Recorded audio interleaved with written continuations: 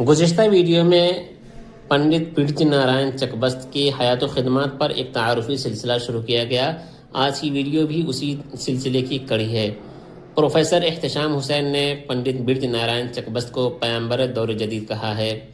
اثر لکھنوی کے مطابق چکبست ہی وہ قومی شاعر ہے جس نے کل ہندوستان کے جذبات و نظریات کی بلا تفریق و مذہب و ملت ترجمانی کی ہے اور چکبست کے کلام کو ان کے کردار کا آئینہ بھی کہا ہے۔